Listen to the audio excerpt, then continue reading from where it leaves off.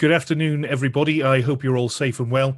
Welcome to the Province of West Lancashire Provincial Office webinar, and a special welcome to those joining from other provinces and to those watching on YouTube. Please don't forget to like and subscribe. If you'd like to watch this again, you can also do that as well by going to the West Lancashire Freemasons YouTube channel at YouTube.com/WestLancsPGL. My name is Andrew Rydell and I'm the Provincial Deputy Grand Secretary. You can join in the conversation today using the comments on YouTube and the chat function on Zoom. I'll be checking both throughout the session. So if you have any questions or observations, please post them there. Today, we're going to be thinking about Masonic Halls and how they've been preparing to reopen. The Masonic Halls Support Group has been assisting our meeting places to ensure that they're ready to go. And here to tell us more is Barry Jameson, the Assistant Provincial Grand Master responsible for Masonic Halls. Good afternoon, Barry. I hope you're well. Have you managed to get out on the course much? Just this morning. Excellent. Excellent. Right, I shall start your presentation and then so you can do your best Chris Whitty impression and say next slide, please. And right, I shall wait for the presentation to come up. Just doing the technical stuff at my end, and here we go. Whilst you're doing that, good afternoon, brethren and companions, and thank you to Andrew for giving us the opportunity to put a second showing to you on behalf of the Halls Support Group and cover the important topic of our Masonic Halls.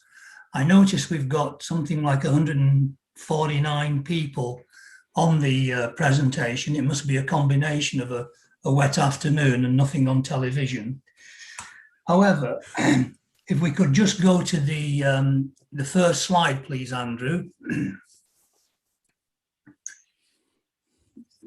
I've got cabinet responsibility for the Hall Support Group, and there are 7 of us, and we'll see who they are in just a moment. The group was formed out of the former Halls Committee, and from the point at which that was done a couple of years ago now, we've been able to progressively add to the professional capability within our group.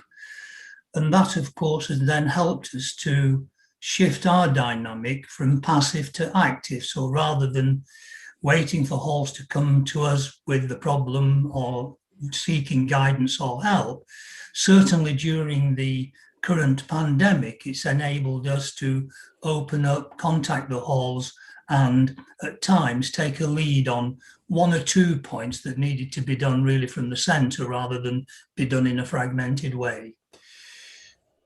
We've developed behind our capabilities some resources which we make available or we can make available to Masonic Halls. And again, there's a slide that will cover that coming up. And I suppose if you wanted to render all that down and say, what are we about? We're about the promotion of good practice and the sharing of knowledge. And that does exist across the province. And it's useful to be able to pick a bit from one particular hall and pass it across to another. So no one's got a monopoly on good ideas or brains. So I guess our promoting sustainable development tagline on there does a good summary or encapsulates quite neatly the work that we're about. So next slide, please. Just a quick rundown who we have. Chris Maloney, our chairman, is the past Grand Superintendent, Provincial Grand Superintendent of Works.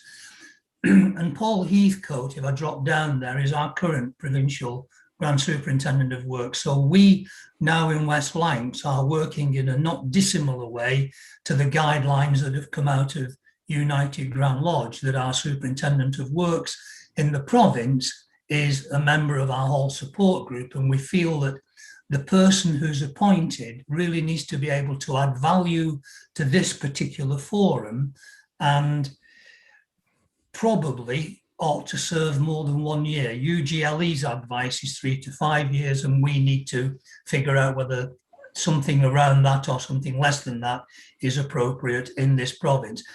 The reason for that, of course, is if someone's working with halls, then you probably need more than just a a year or a Masonic season for the work that you're doing to actually have some effect and begin to derive some benefit.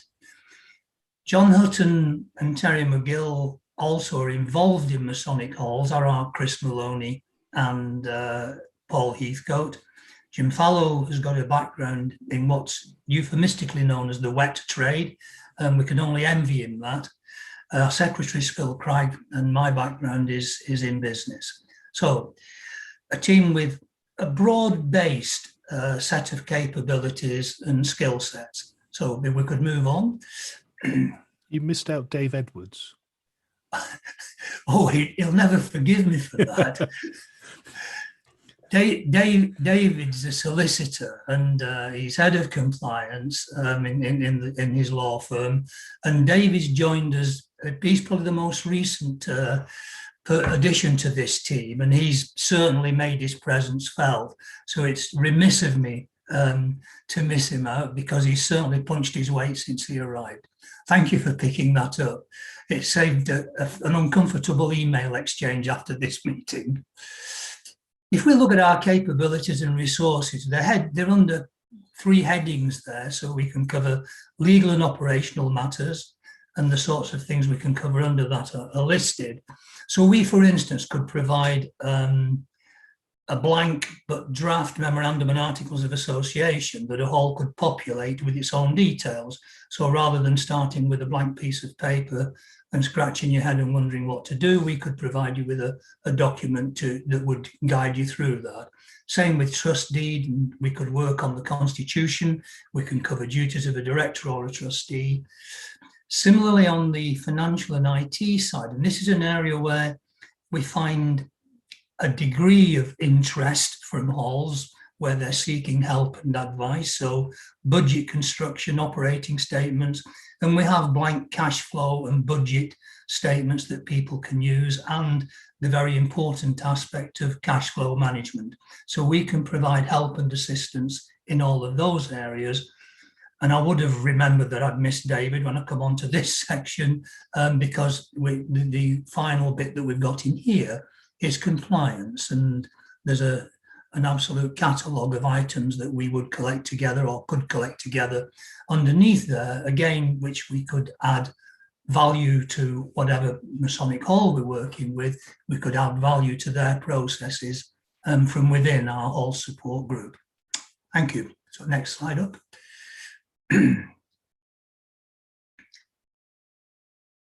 We're now 6 days away from step 3 of the government's roadmap out of lockdown. So that's on the 17th of May. So having covered the background that we have, we gave a presentation to this group on the 28th of July, I think it was. So roughly a year ago. And I know that just before then, we had issued a risk assessment document for the use of our Masonic halls, because at that time, there was still some optimism that the pandemic might actually be passing through, when we may be able to get back to business somewhere within a period much earlier than, let's say, the 21st of June, which is step 4 of the government's roadmap. So most recently, the Halls Advisory Group, which is a UGLE organisation, John Pagella, who some of you will remember gave a presentation to our webinar, the Grand Superintendent of Works, works with this advisory group. There is an interesting difference in HAG, the Halls Advisory Group, and our Hall Support Group that came across to me whilst John was on the webinar. He talked at length about managing a portfolio of assets, in other words, a stock of properties, not least of which would be Great Queen Street. So their primary role is managing the properties that form part of their investment. That's not our role. The halls are owned and managed by the various organisations within our groups who own them, and our role as the Hall Support Group is very much to provide guidance to the local management. So if we could just call up the advice in practice note number 9, I think there's a couple of areas we ought to touch on in this. Are you able to put that up, Andrew? Is that the COVID risk assessment? Or no, it's the one from Bugle. Ah, got you. Right, yes, yeah. Practice guide number 9. Yeah. I'll just have to stop sharing and then go back into it. Just bear with me. There might be a bit of this, and it's that one.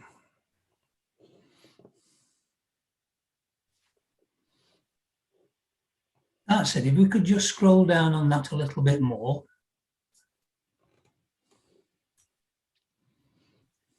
Right, if we could just look closely at that, and it says from May the 30th, I'm going to have to put my glasses on for this, but from May the 30th, halls should note, if a suitable risk assessment is in place, which satisfies the requirements of Regulation 6, a statutory instrument, etc., then COVID secure meetings of more than 6 may be hosted up to the lower of 30 members, or in the absence of a suitable risk assessment, up to 6 people are permitted. That's in line, as you would expect, with the government guidelines as from the 17th of April, but it's just a little bit at odds with where we are advising in the province of West Lancashire. So I shall come back to that in a moment, and it may well be at that point Andrew or someone else may want to just add their 4pence of it. If you receive this document from Bugle, practice note number 9, if you're a member of a Masonic Halls Management Committee, you might like to follow the link in this note, because it will take you, let me just scroll down a little bit more, Andrew, I think it's there. I don't want you to click on that, because you will bring the 292-page manual into the discussion, and certainly we haven't the time to do that. But that is the Halls Advisory Group, Masonic Halls Good Practice Guide. So should you want to sort of download that and have a look at what that particular group has developed, we have it in our resources box, then you can do so. It's hardly a riveting good read, and it's not something you could happily pass a cruise reading this. It could send you to sleep. But nonetheless, the document's been well compiled, and there are a number of supplementary documents that you might be able to make use of contained within it. I finish with Good Practice Guide number 9, so we can go back to the PowerPoint presentation if we could, please.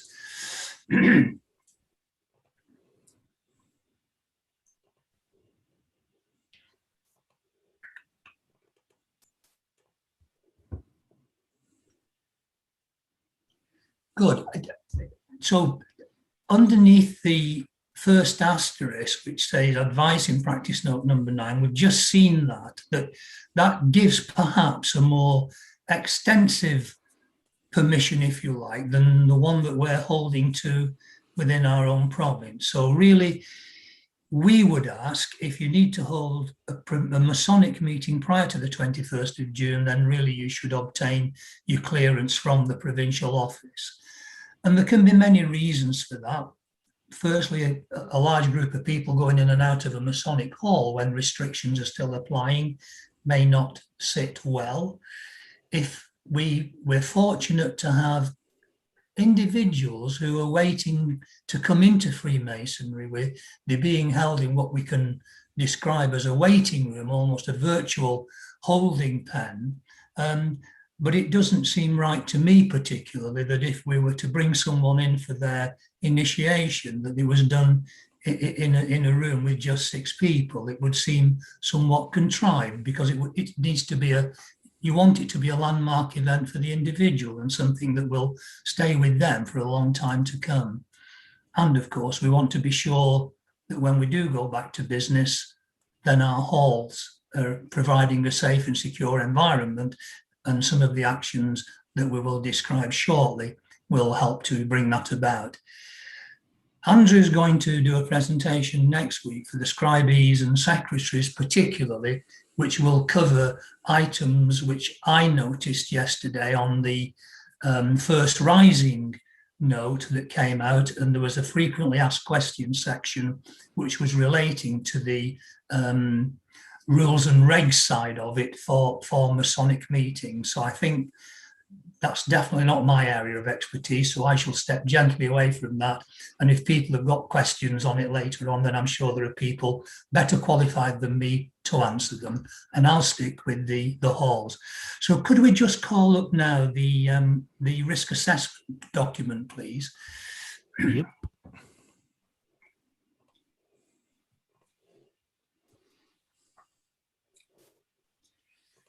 This is the risk assessment document that we sent out in July last year. And if we just scroll down to the next page, please, this is really setting up how the measures are taken. But you will see the areas developing now. The first bit is on people and individuals. And if you scroll down, then it does develop then into areas of your Masonic Hall. If this document hasn't had any attention in the meantime, since it was issued and done back in July next year, then it really needs to be brought out, the dust blown off it, and really someone needs to just step through it. It is worth noting that probably some of the risk is diminished, particularly in areas where people like myself am twice jabbed or even once jabbed, because if nothing else, that does reduce your ability to be a spreader of COVID-19. So this document should be a live document in our Masonic halls, and it certainly needs the dust blowing off it and a check over that as part of the process to get us to a point where we can confidently open our Masonic halls and bring the brethren back in. So if you could take that off the screen, please, Andrew, and put us back into the PowerPoint.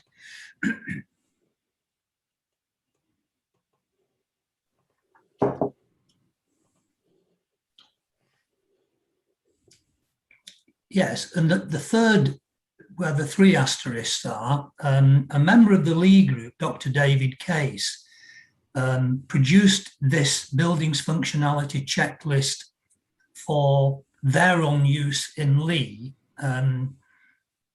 shared it with us, helped with us to develop it a little bit further. And then one of his colleagues, Ian Fairhurst, converted the document into an editable PDF. So if you could just bring that functionality checklist up, please, Andrew. And after this, we've finished tap dancing our way through the various documents. So this is the document, and this has been issued now to all of our Masonic halls.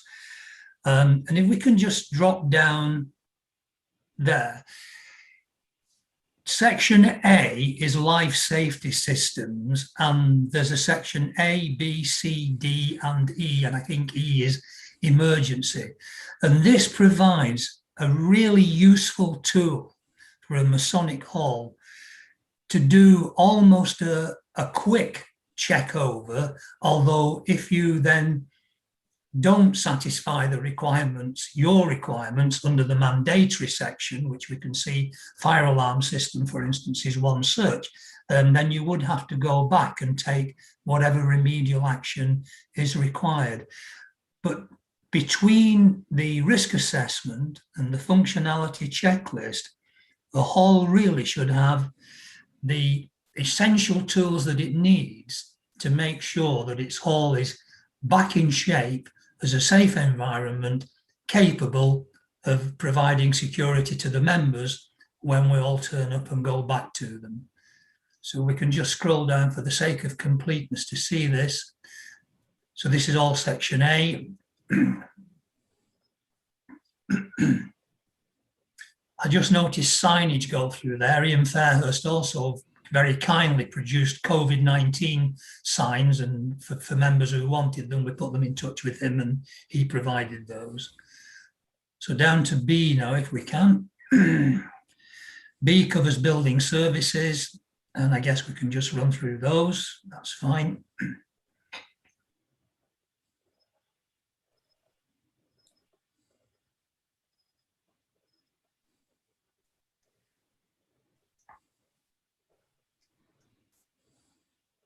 And C is kitchen equipment.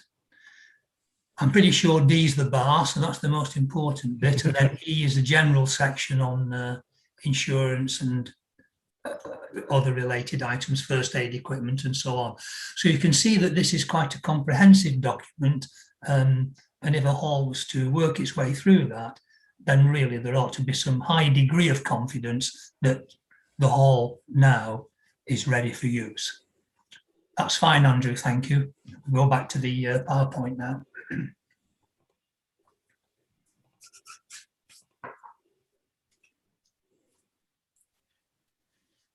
Good, so we could go to the next slide, I think. I'll just scroll down that one. Yeah, so early into the restrictions as a result of COVID-19, the Provincial Grand Master under our Deputy Provincial Grand Master, we formed a COVID-19 committee. And my bit of it really was to look at the halls. And we did two things. One was to look at the viability of our halls. And the second one was precisely what we've just been looking at. And that was to help the halls management teams to create a COVID safe environment. And if I just stick with those for the purpose of this slide, we did a financial viability survey and had a really good response. 39 halls out of that responded. We then issued guidelines and the risk assessments, and then we've more recently issued the buildings functionality checklist. And this isn't a political statement, but certainly the government has been particularly helpful towards the hospitality sector, and a number of our halls have been able to help finance their way through the pandemic with the various rate relief or rate related grants that have been available and the furlough schemes for those halls who've got employees. And the most recent bit of financial support, it was announced a couple of weeks or so ago, was the Restart grant, which is available from the government. And again, any hall who goes onto the government's website, you're able to download the application form for this. And there are certainly 2 people in our hall support group who've done just that. And they would say it's a particularly, again, straightforward way of getting government support should you qualify. So you can go to the next slide, please. Underneath the COVID committee, we carried out the hall survey with its follow-up actions, most of which I've just been through. And the committee also did a membership survey, and that's helped to shape our future intentions and actions. And those of you in lodges, particularly if you're the secretary or say Worshipful Master, you may well be aware that there's a strong focus going on at the moment on membership, and our Deputy Provincial Grand Master did a presentation on part of that not that long ago. Our role was to support the hall's viability so that we can see that this sustains. So when we come out of the pandemic, and hopefully we are now, that our halls are still there. And if they are still there, we wanted the management to have the support to make sure they've got a COVID safe environment. And we've worked with a number of groups through the membership survey in looking at a return to business. And whatever we do, we've got to work under the umbrella of national advice, and it's a bit wearisome to see all the various hurdles here because they're not always consistent with each other, but national advice, local authority advice, that of UGLE, and we've seen a little bit of that, and that, of course, of our own province, the West Lancashire Masonic province. Okay, next, thanks.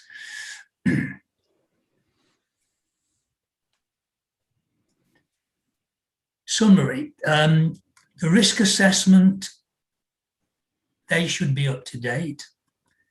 The building's functionality checklist, and the advice there is for halls, if you're using that, to concentrate on the mandatory items.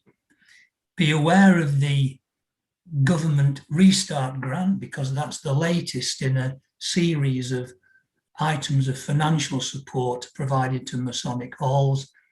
And like most people, our eyes are firmly fixed on June the 21st, when hopefully step 4 of the government's roadmap out of lockdown occurs, and we should be pretty well there. And I guess for most of us, that would mean that we could look with a lot of confidence towards September being the start of our next Masonic year.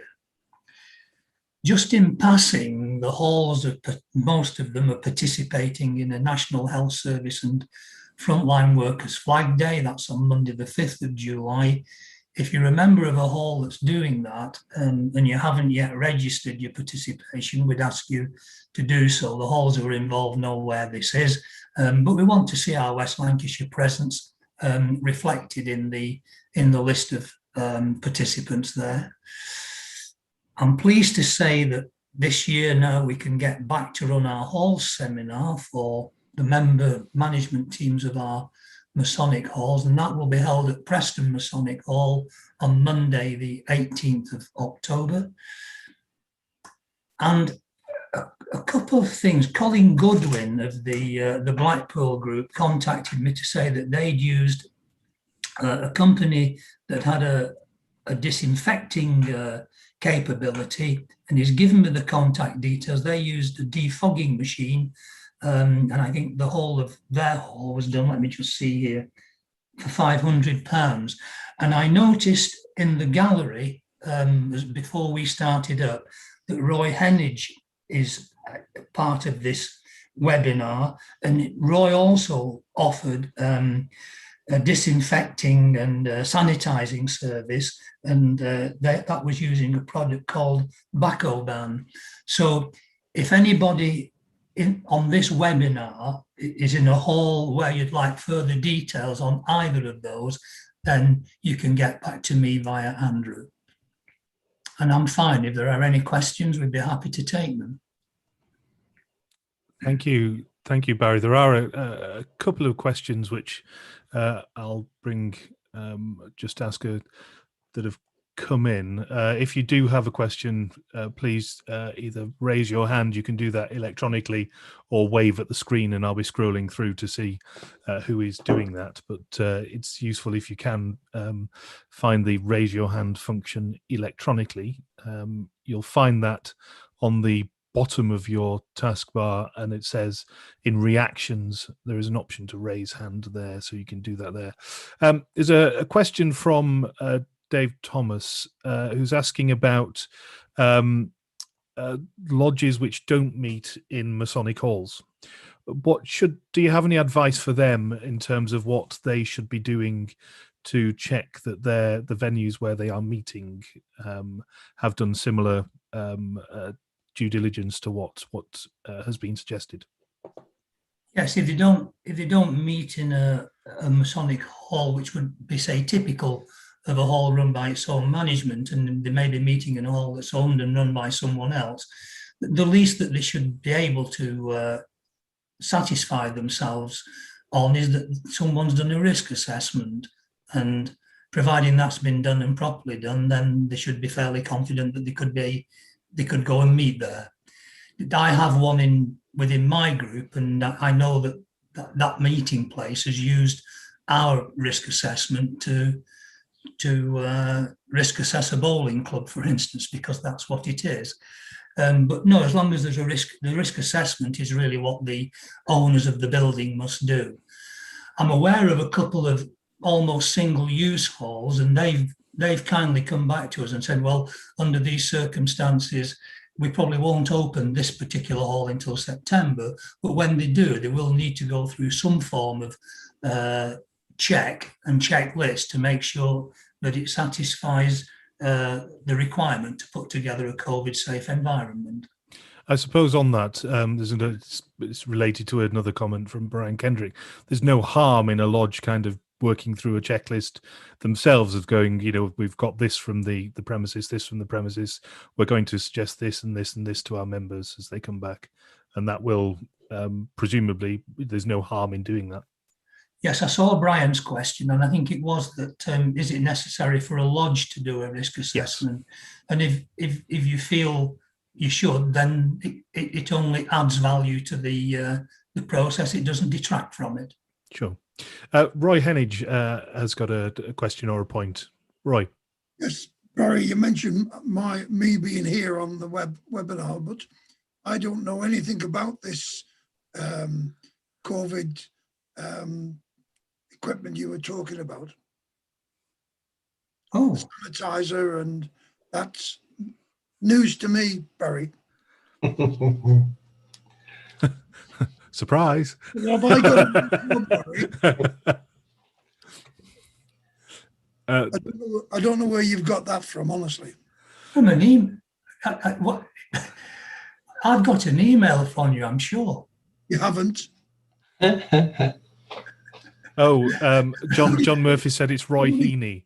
Yeah, that's I'm sorry, right. Okay, there we go. Thanks, Roy. Thanks for clearing that. Right, Roy, settle down. Yeah.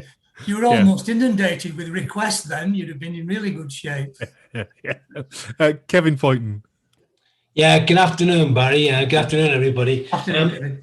Now you've obviously taken a lot of time, put a lot of effort into talk today about the important work that the halls are doing. But when we return to business, perhaps we should try to start working actively to encourage the members to get into the mindset of cruise ship mentality, because you can have each hall can be fully kitted out with all of the equipment, but if the members aren't asked on a regular basis and remind on a regular basis to use the sanitization facilities that we have by going to the lodge room, coming out of the lodge room, going to the dining room, going to the bars, so on and so forth.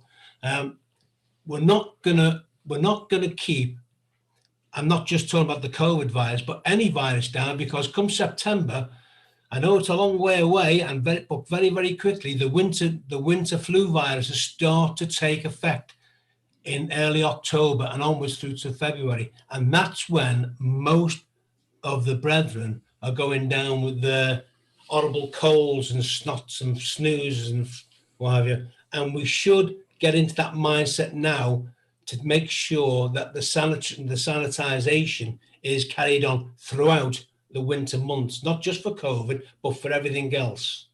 It's just good practice in general, really, isn't it? It is. But yeah, but they have to be encouraged to do it, because if you go onto a cruise ship, many people on this site have been on a cruise ship. You can't go anywhere without someone actually physically offering you for you to sanitize your hands, and that's going to be the way forward, I'm afraid, in future.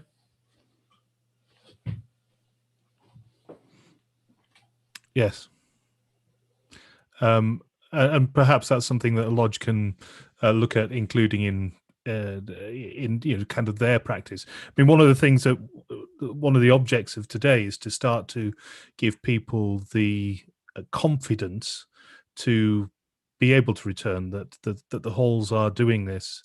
The halls are doing a lot of work in the background to make sure that they are providing safe environments for people to come and visit, and yes, encouraging them to whenever possible to take advantage of what's been put in place is absolutely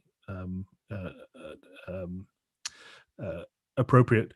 Barry, what's the kind of best bit of best practice, if you see what I mean, what that you've seen with relation to kind of coming or restarting? I think it's the best you would see is a tight adherence to a hall's own risk assessment.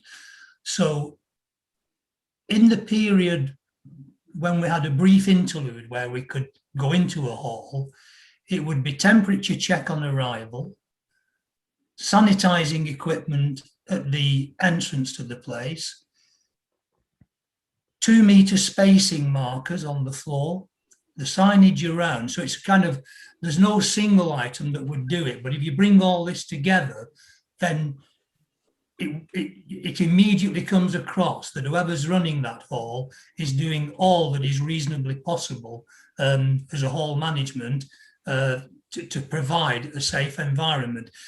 And if picking up on what Kevin was saying, there's no reason, indeed, there's every reason to retain things like sanitizing,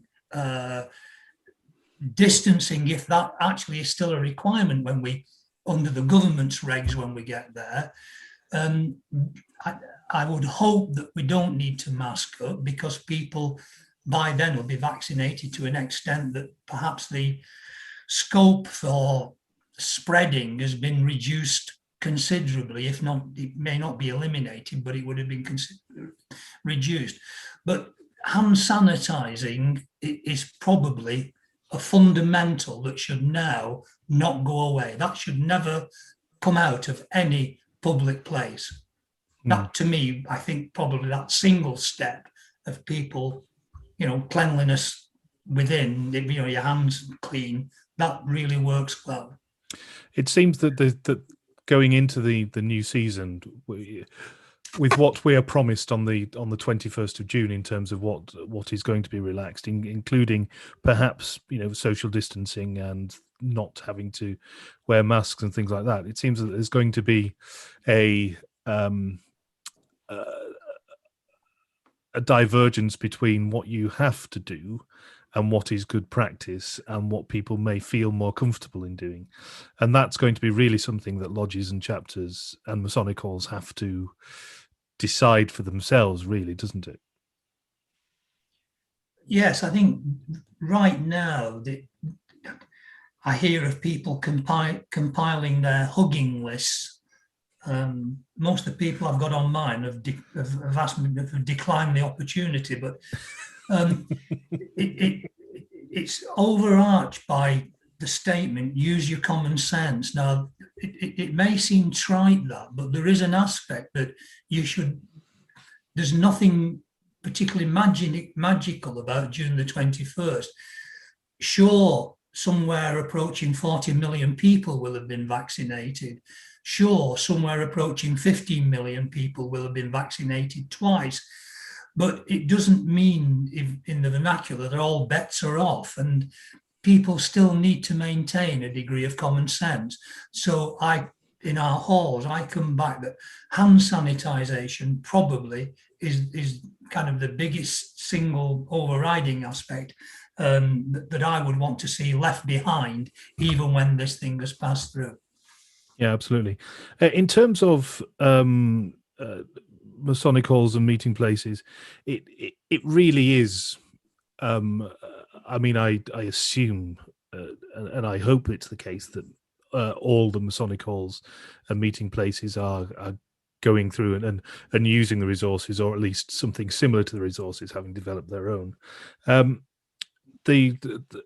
A risk assessment is presumably mandatory for them to do that, and as it's mandatory,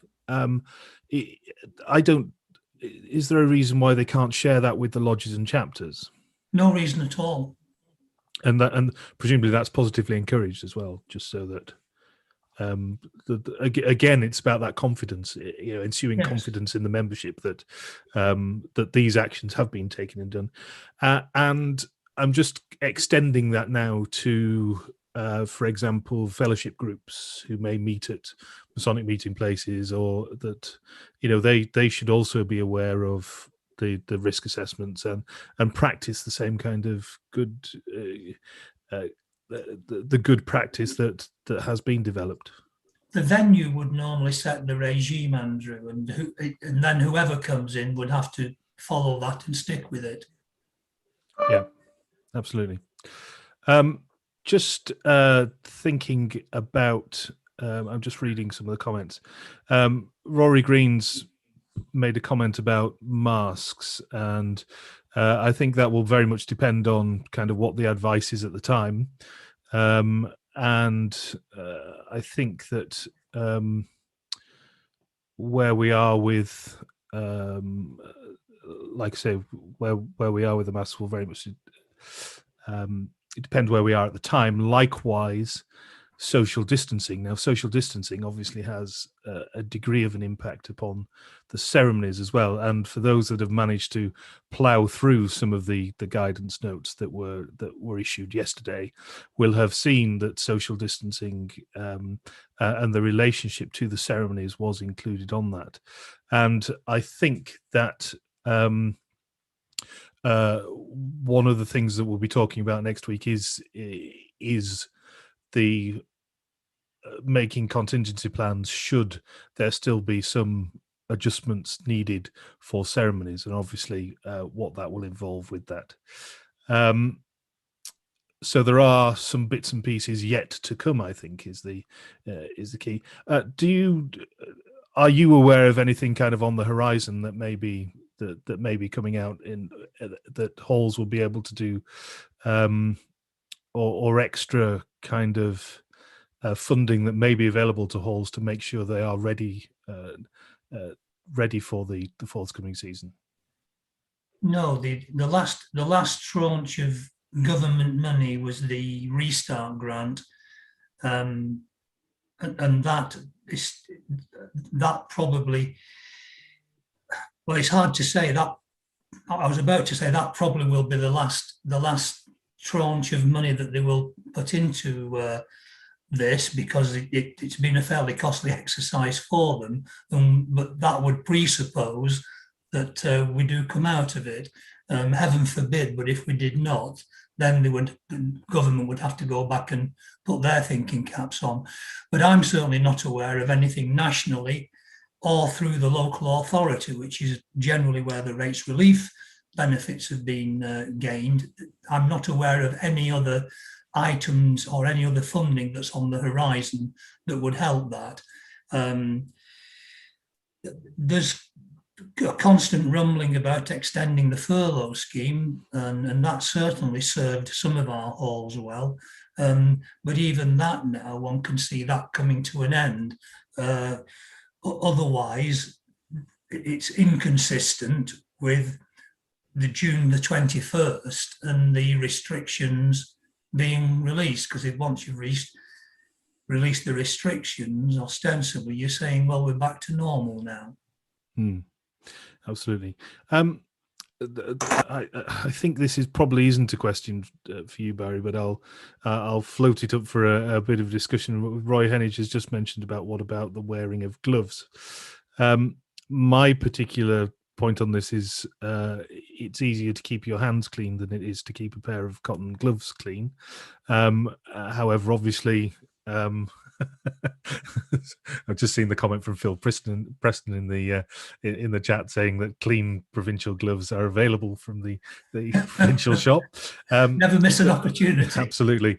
But the wearing of gloves, certainly, they discourage the wearing of surgical gloves, because they cause more problems than they are. But I think that there has to be a degree of common sense with the wearing of gloves. They need to be clean and fresh.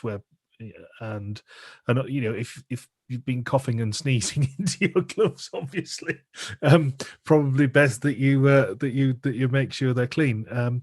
I don't think we're going to be issuing any kind of specific guidance on this unless there is something coming from the centre, from UGLE on gloves. I don't know if you have any opinions on it, Barry. Not really. I think there I would follow UGLE's lead, and that would feed down to us, and then from your end, from the provincial office, if you like, we'd figure out what we do then. And it's hard to say, because a pair of grubby, oft-used gloves wouldn't be as safe, as it were, in terms of inhibiting passing on the virus than a clean pair of hands that have been sanitized recently. Exactly, yeah. So my own view, just Barry Jameson, I would personally prefer us to see without no gloves and sanitizing. Yeah, I'm like I say, that I'm. We'll see what if UGLE say anything about it, but again, I'm inclined to agree with you on a personal level. But like I say, we will issue anything that comes out on that as soon as we possibly can, if there is anything.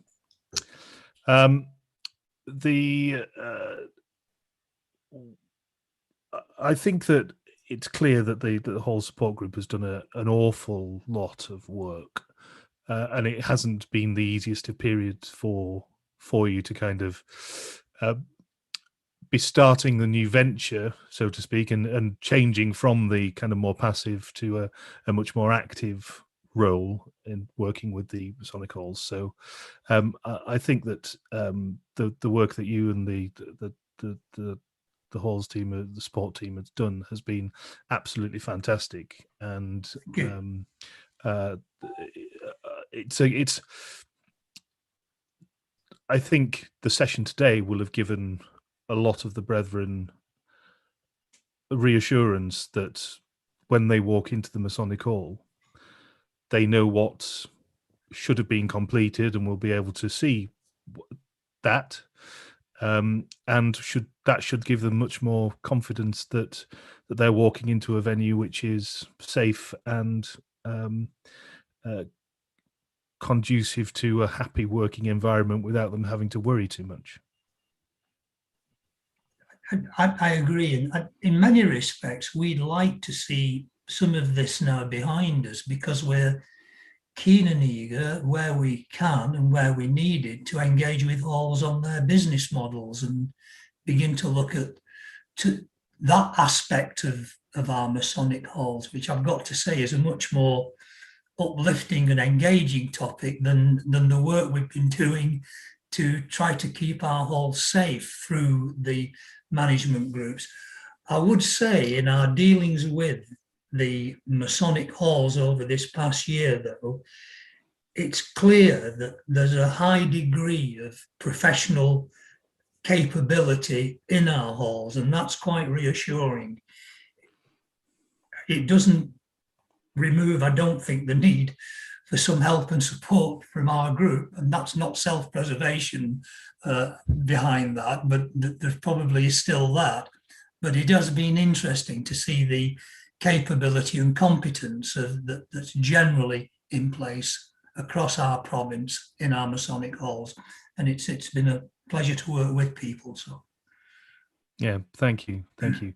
I'm just going to move on now, just to talk a little bit, very briefly, about the frequently asked questions and the guidance that was issued yesterday. And what I'm going to say is pretty much a non-announcement, I'm afraid. In terms of the Malcolm Alexander Way at the beginning of the session asked about what it means now, particularly the second the point within the frequently asked questions document on both the chapter and the craft documents which were issued yesterday in the first rising from Grand Lodge. I think that there are 93 lodges and chapters that meet between the 17th of May and the 21st of June. I was surprised at how many it was, actually, but there's 93 lodges and chapters. And we will be contacting those by the end of the week to just give them a steer on where we go.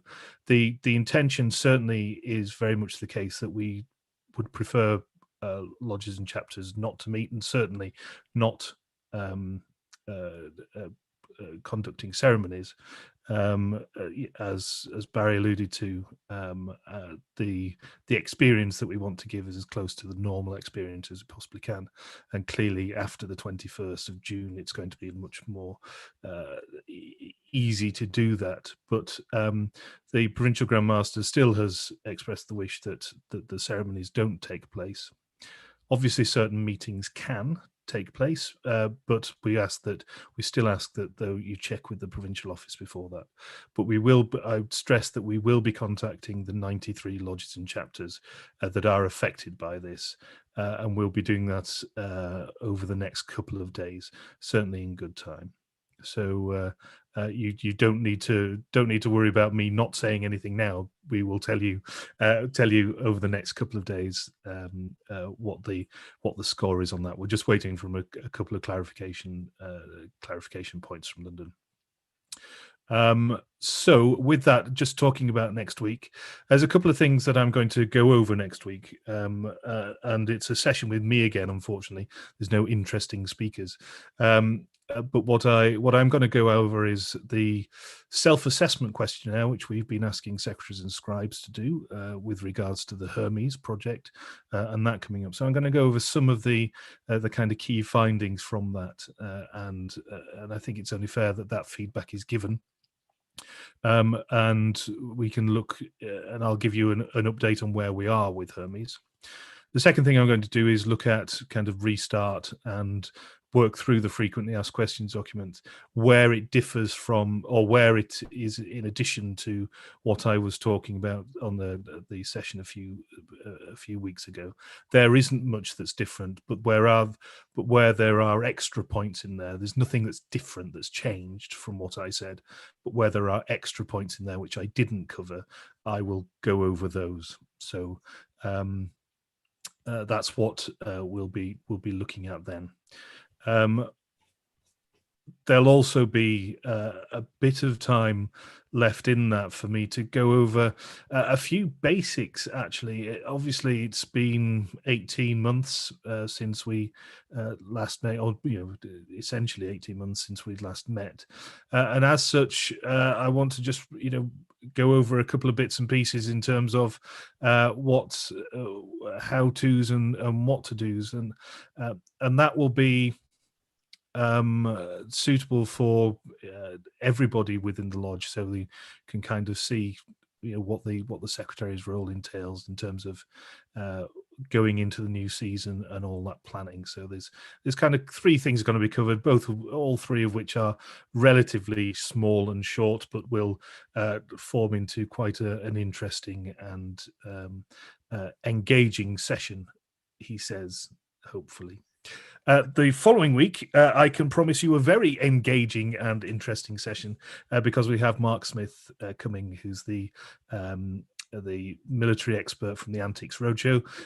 Many of you will have heard of him, and some of you will have seen his presentations before. He's an excellent speaker, and he does a very good presentation on the Victoria Cross, which we're not having because it's been done a lot. He does a very good, brilliant presentation on it's called The War to End All Wars, with a surprising twist that isn't necessarily what you think it is. So historians and interesting people alike, he's an incredibly engaging and entertaining speaker, and I really would recommend you coming along to that. So that's coming up on the 25th of May. Right. Oh, see, Alexander's got his hand up. Yes, thank you, Andrew. There is a chapter I'm aware of that is due to have a meeting next week. Do they now need to issue a summons? Like I say, they'll be contacted either tomorrow or Thursday with what they need to be doing. Okay, so no general guidance on that? We're just looking at kind of the information that came from London and combining that with what we want to happen with it, or what the Provincial Grand Master wants to happen in the province. And once we've done that, we will be contacting the affected lodges and chapters. Okay, I've got. But it will be either tomorrow or Thursday when we do that. Okay, I've got some more general questions on the Royal Arch, but I won't go into them now because you're going to be covering that next week, I hope. Unfortunately, I won't be able to come online next week, but okay. So I might have to put these questions to you by email. Not a problem. Thank you. Thank Thank you. And once again, just thank you to Malcolm as well for his work on the festival banquet booking as well. And that being sold out, I know it's not an easy job doing all the administration for it. So so thank you to you, Malcolm. And indeed, thank you to Phil Preston and the rest of the team for their work in that. I know that it being sold out is a very is a good achievement, and particularly with the adjustments that have had to be made given the current circumstances of figuring out the capacity and all that kind of thing. So thank you to Malcolm on that work. I'm just looking at a couple of the points. There's a lot of discussion on the chat with regards to wearing gloves. I think that what will be it's clear that some people are asking more questions about that, and I will go back and I shall speak to the Provincial Grand Master about that and look at previous guidance that's gone out and come back to you with an answer next week on that.